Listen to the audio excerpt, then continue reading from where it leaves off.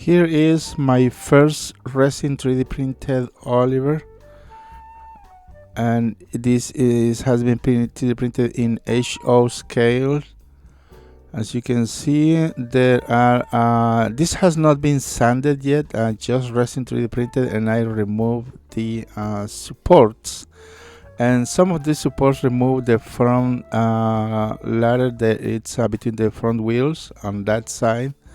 This side is good. The back also, the windows grill was pulled by the support, so I need to orient it in a different direction. I also pulled the buffers on the back, but other than that, it looks decent, not bad. Face also looking good. I think I might try to orient it in a different direction so we have really good results. So this is compared with Gordon Trackmaster, obviously a little smaller, but I think I'm going to do another test